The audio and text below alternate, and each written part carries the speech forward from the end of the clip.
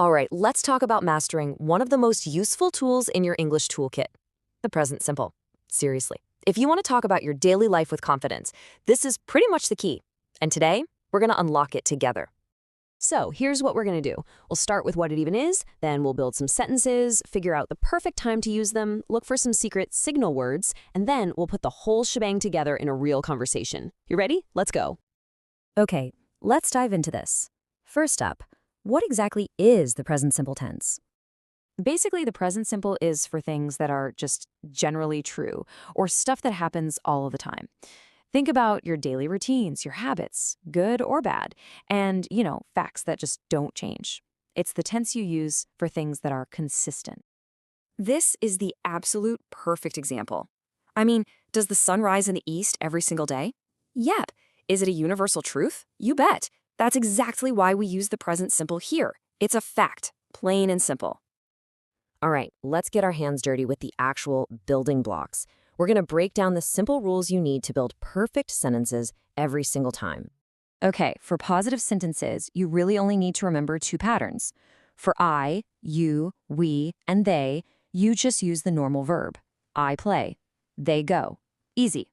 But, and this is the golden rule, for he, she, or it, you have to add an S or ES to the verb. He drinks. She watches. Now, what's really interesting about this slide is seeing it side by side. On the left, no S's. They watch TV, we go to the gym. Simple. But look at the right. A cat is an it, so it sleeps. Your father is a he, so he drives. See how that S just pops up? That's the rule, right there in action. Now, what if you want to say no? Well, to make a sentence negative, we need a couple of little helper words. We use do not, or just don't, for I, you, we, and they. And we use does not, or doesn't, for he, she, and it. And you want to know the best part? The main verb goes back to normal. No S needed. And for questions, it's even easier. You just take that same helper word and pop it right at the beginning. The rule is exactly the same. Do for you, they, and so on. Does for he, she, and it. Do you speak? Does he work? See? It's a simple pattern. Okay, so we've got the how down. We know how to build the sentences. But just as important, maybe even more important, is knowing when to use them. So let's talk about the right time and place. It really comes down to four main situations. 1, your daily routines, like I wake up early. 2, habits, things like he smokes. 3, those universal truths we were talking about. And number 4, for permanent situations, like she works in a bank. Here's another one of those big universal truths. It's a scientific fact, right? It's always true, at least under normal conditions. So, boom, that makes it perfect for the present simple. Okay, now here's a really cool tip. Think of these next words as little clues or signals that tell you, hey, you should probably use the present simple here. So if you look at all these words, what do they have in common? They all talk about how often something happens. Words like always, usually, sometimes, never, they all scream repetition, which is exactly what the present simple is all about. And look at this. This is a perfect example. See how that signal word never fits right in? We've got she, so the verb eat gets that S, and never tells us how often. Everything we've learned just clicks right into place. All right, this is where the magic happens. We've got the definition, we've got the rules, we know the signal words. Now let's see how all these pieces work together in a real, natural, everyday conversation. So the conversation kicks off with a classic question about a daily routine. Notice that structure. Question word, then do you, then the basic verb, wake up. And the answer is super simple, a direct statement. You've got the subject, I, and the base verb, wake up. Perfect. Then, another question, this time about a habit. It follows that exact same do, you question format we just talked about. And check out this reply. Not only is it a simple statement, but it also uses one of our signal words, usually. That tells us right away that this is a regular habit. But now, the question shifts. We're asking about your sister, which is a she. And because of that, our little helper word changes from do to does. What does she do? And the final answer, This is perfect. It brings it all home. We have the subject she, so the verb work gets that super important S on the end. She works. It's a perfect example of our number one rule. So the crucial point is this. If you can just remember these three simple rules, you've pretty much got the present simple down. Add that S for he, she, and it.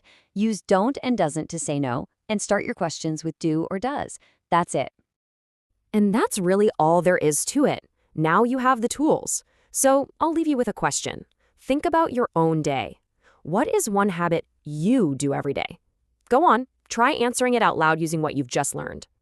Thanks so much for tuning in. Hey there!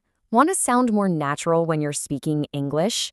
Well, the secret might just be mastering one super useful tense, the present continuous. In the next few minutes, we're going to break it all down so you can use it like a pro. Let's dive right in. So let me ask you a quick question. What are you doing right now? Seriously, think about it. You're probably thinking something like, I am watching an explainer, or I am learning English. See that? Boom! You're already using the exact tense we're about to master together. Okay, so here's our roadmap. First, we'll cover what this tense actually is. Then, we'll get into when you should use it, how to build sentences with it, get that tricky ing spelling right, and finally, we'll fix some super common mistakes. Let's jump into section 1. All right, first things first. To really get this, we have to start with the foundation. What exactly is the present continuous tense? You know, once you get this part, I promise everything else is going to click right into place. At its core, this tense is all about action that's in progress. Think of it like a movie that's still playing, not one that's already finished. It's for stuff happening right this second, for temporary situations, and even for future plans. But if there's one word to remember through all of this, it's temporary. And you know what? It all boils down to one simple magic formula. If you remember just one thing from this section, make it this. It's always a subject plus a form of the verb to be. That's your am, is, or are, and then your main action verb with an ing tacked on the end. That's it. That's the whole secret recipe. Okay, so we've got the formula. But, knowing the recipe isn't enough. You gotta know when to use it. So when should you actually pull this tense out of your toolbox? Let's put it into practice. Think of it like this. There are three main situations where this tense is your absolute best friend. For things happening this very second, for stuff happening around now, and for definite, solid plans you have for the future. Let's break each of those down. First up, the most obvious one, for things that are happening right now, like this instant. For example, I am talking to you. Or if you glance out your window, maybe the kids are playing outside. See your friend on their phone? She is writing a message. If you can literally see it happening, this is the tense you want. Okay, next up is the around now category. This one's a little different. It's for temporary projects or situations that are happening in your life, even if they aren't happening at this exact second. For example, you could say, I am taking English classes, even if you're not in a class right now. It's an ongoing, temporary thing in your life. And finally, number 3, which might surprise you a little bit, we use it for definite future plans. We're talking about things that are already arranged, things that are in your calendar. So instead of saying you hope to see your teacher, if it's already planned, you say, I am meeting my teacher tomorrow. It sounds so much more confident and clear. All right, you've got the what and the when. Now for the how. Let's put on our architect hats, because now we're going to look at the blueprints for building all kinds of sentences, positive ones, negative ones, and of course, questions. This table really lays it all out beautifully. A positive sentence is just our magic formula in action. You are watching a video. Now, what if you want to make it negative? It's so easy. You just slide the word not right in after the am, is, or are. So, she is not coming today. And to ask a question, you just do a little switcheroo with the first 2 words. Are you listening? See, the pattern is super reliable. And hey, here's a quick pro tip for you. If you want to ask for more specific info, all you have to do is pop a question word, like what, where, or why, at the very beginning of the question. For example, what are you doing? It's that simple to get more details. So everything we've talked about so far is perfect for speaking. But to really master this tense, especially in writing, we've got to nail the spelling of that ing at the end of the verb. Don't worry, there are just a few simple rules to remember. Okay, there are basically 4 little rules here. For most verbs, just add ing. Easy peasy. If a verb ends in a silent E, like in write, you drop that E before adding ing. Then there's the CVC pattern. That's consonant, vowel, consonant for short verbs like run. In that case, you double the final consonant. And for those few tricky verbs that end in IE, like lie, you actually change the IE to a Y before you add the ing. And now we're on to the final section. This is the part that's going to help you polish your skills and dodge those small but super common mistakes. This is how you really start to sound like a pro. All right, pop quiz time. Take a look at this sentence on the screen. She going to school. Something really important is missing. Can you see what it is? Yep, you got it. It's the verb is. Honestly, forgetting am, is, or are is by far the biggest mistake people make. Our magic formula needs all of its ingredients, right? So it has to be, she is going to school.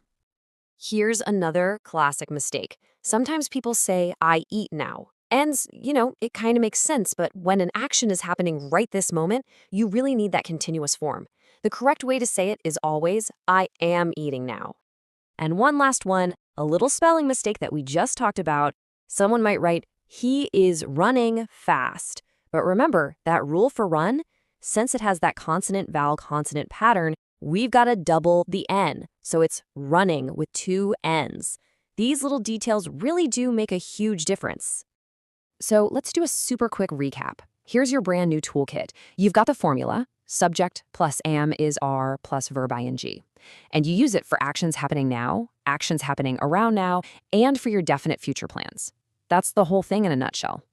And I want to leave you with this one sentence because it's just a perfect example of what we've been talking about. I am trying to improve my English. It describes a temporary, ongoing action, which is exactly what you are doing this very moment. It's a fantastic mindset to have.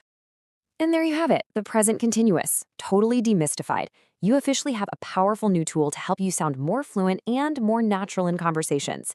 So using your new skill, I have one last question for you. What are you learning next? Keep that incredible moment of pausing, wondering if you should say I ate or I have eaten. Yeah, you are definitely not alone. It's one of those things in English that can be a little tricky. But today, we're going to crack the code on the present perfect tense. So let's just dive right in. Okay, so right off the bat, I have a question for you. What's the most interesting thing you have done this week? You hear that? Have done. The question itself is using the exact tense we're about to unpack. It's all about connecting something that happened in the past, like earlier this week, to right now, this present moment.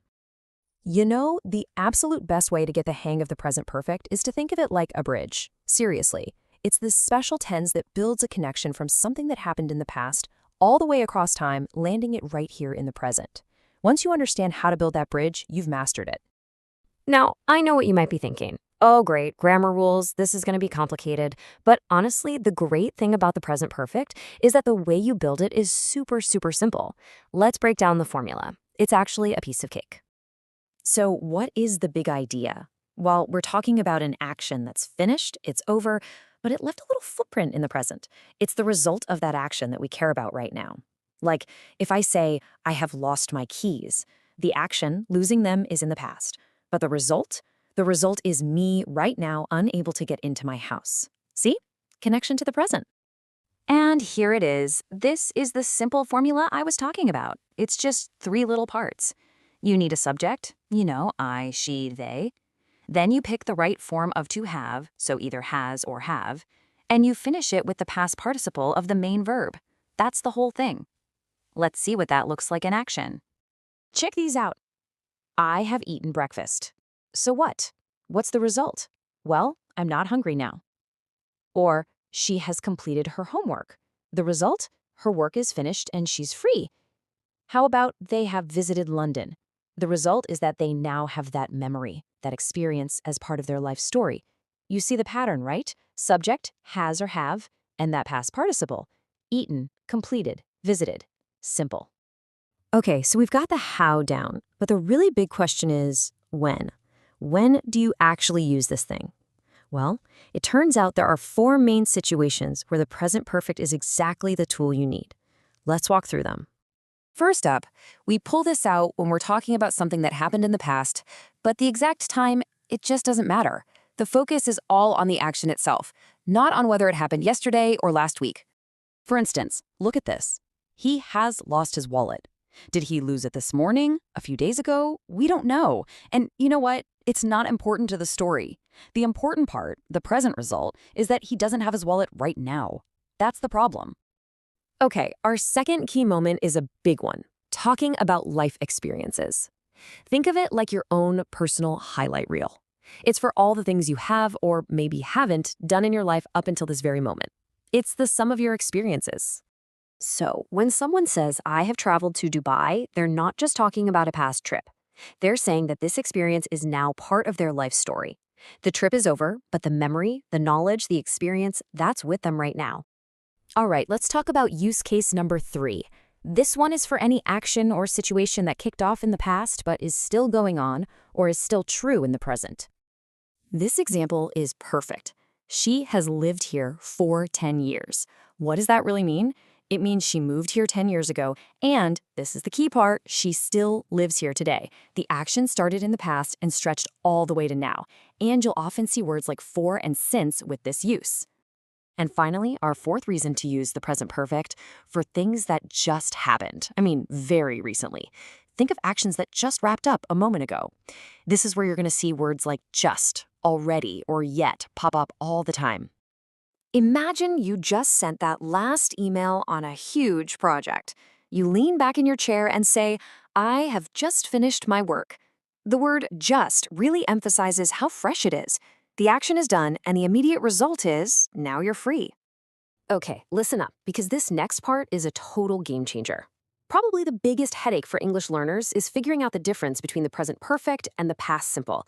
But don't you worry, there is a very simple trick to tell them apart, every single time. Let's put them right next to each other. On the left, present perfect, I have eaten. We don't know when. The focus is on the result. I'm full now. But the second you add a specific time, like at 8 a.m., bam, you have to switch to the past simple. I ate at 8 a.m. Think of that specific time as an anchor that locks the event firmly in the past. It cuts that bridge to the present. Just remember that rule. Specific time means past simple. Okay, rules and formulas are great, but let's see how this all feels when it's part of an actual story. Let's follow a quick story about a guy named Ali who's getting ready for a trip. And so it begins. Ali has planned a trip. The action of planning is done, it's finished. And what's the result right now? There's an exciting trip on the calendar. And they're moving forward. Next, they have booked the tickets. That's another task checked off the list. The present result is that they actually have the tickets, ready for their adventure. The preparations are really coming together now. Ali has packed his clothes and he has bought new shoes. See, both of these are completed actions that contribute to his current state of being almost ready to go. And here we are at the final result. Why are they ready to leave now? Because all of those past actions, the planning, the booking, the packing, they've all led to this present moment. Everything has been arranged. Look, if you only remember one single thing from all of this, let it be this right here. The present perfect is all about how a past action creates the reality you are in right now. That's it. The past creates the present. So to wrap things up, I'm going to leave you with one last question to think about. Using this very tense, what haven't you done yet that you really hope to do in your lifetime? It's kind of a cool way to think about your life, isn't it? It frames both the experiences you already have and all the ones that are still out there, just waiting for you. Hey there, ever get stuck on a piece of grammar that just feels, I don't know, a little tricky? Well, today we're going to totally demystify one of them, the present perfect continuous. And I promise by the end of this, you won't just get it, you'll actually feel confident using it. So let's dive right in. Okay, to kick things off, let's look at a super simple real-life situation. Imagine you see your friend and you're thinking, why are his eyes red? Just take a second. How would you explain that? What happened just before this moment that's causing what you see right now? And boom, here's the answer. He has been crying. See how perfectly that connects everything? This one little sentence links a past action, the crying, to a result we can see in the present, his red eyes. That's the real magic of this tense. It's like a bridge that tells a whole story, connecting what was happening to what is happening. So here's our game plan. We're going to start by really getting that past meets present idea. Then we'll break down the simple formula. After that, we'll solve the classic for or since puzzle. We'll look at some real-world examples. And finally, I'll show you the common mistakes so you can totally avoid that. Let's do this. Okay, first things first. Let's zoom out and look at the big picture. What is this tense actually doing for us? What's its job in a sentence? At its core, the present perfect continuous is all about being a time connector. It takes an action that started back in the past and links it right to this moment. That action is either still going on or it just finished, and we can see the effects.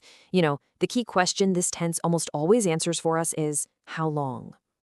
So yeah, it really just boils down to these three situations. Number 1, an action kicked off in the past. Number 2, it's still happening right now. Or number 3, it just stopped, but hey, the evidence is all around us, like the streets are wet because it's been raining. Okay, now that we've got the why down, let's get our hands dirty with the how. And trust me, building these sentences is actually super easy once you see the pattern. It's like a simple recipe. For a positive or affirmative sentence, just think of it as a 4-part formula. You start with your subject, like she. Then you add has or have. Next up, and this is the crucial ingredient, you add been. Seriously, don't forget been. And you finish it with your main verb plus ing. She has been working. See? Simple. And you know what's great? Making it negative is ridiculously easy. You just take the word not and you slide it right in after has or have. That's it. The rest of the sentence stays exactly the same. So he has not been studying. The core structure is totally unchanged. And if you want to ask a question, you just flip the first 2 parts. Has or have jumps to the front, then comes the subject. The rest of the formula, been plus that ing verb, just follows right behind. Have you been practicing? It's a really neat and predictable pattern every single time. All right, let's tackle the one thing that trips up almost everyone. Seriously, knowing when to use for and when to use since. We are going to clear this up right now, for good.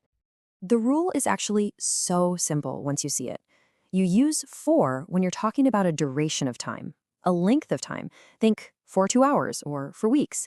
And you use since when you are pinpointing a specific starting point in time, like since 9 a.m. or since 2020. So here's the main takeaway. For is for a quantity of time, and since is for a point in time. Okay, enough with the rules and theory. Let's see how this actually looks and sounds in the real world, in everyday conversations. This is where it all clicks into place. So let's just break these down. In that first one, for 6 months tells us the duration, right? In the second, since 5 p.m. tells us the exact starting point of the waiting. And that third one, it's the perfect example of a present result. It might not be raining now, but the wet roads are proof that it has been raining. Now for a super important part. Let's look at the most common mistakes people make, so you can just sidestep them right from the beginning. Think of this as your cheat sheet. Here it is, trap number 1. Remember, 5 hours is a quantity of time, a duration, so we have to use for. Saying since 5 hours just doesn't work. The right way is, I've been working for 5 hours. Oh, this is a big one. It's so easy to drop that little word been, but it's the engine of the whole tense. He has learning English is incomplete. You need that bridge word. He has been learning English. It's essential. And finally, a classic. Simple subject-verb agreement. Just remember this. I, you, we, and they all team up with have. He, she, and it, they go with has. So, we has been studying is a no-go. It's gotta be we have been studying. All right, we've gone through all the theory. Now it's time to make this automatic. And honestly, the best way to lock this stuff into your brain is to say it out loud. So, I'm gonna say a sentence, and I want you to repeat it right after me. You ready? Let's start with this one. Notice you've got she, which pairs with has, and for, which goes with a duration 2 hours. Okay, repeat after me. She has been cooking dinner for 2 hours. Awesome. Okay, one more. This time, they pairs with have, and we're using since because yesterday is a specific starting point. Let's say it together. They have been trying to call you since yesterday. And just like that, you've built your complete toolkit for this tense. You've got the core formula down, you've totally mastered for versus since, you've seen it in action, and you know exactly which mistakes to look out for. You are absolutely ready to use this. So I'll leave you with this final thought. Take a moment right now and answer this question for yourself, out loud, using the tense we've just practiced together. Thanks so much for joining me, and keep up the great work.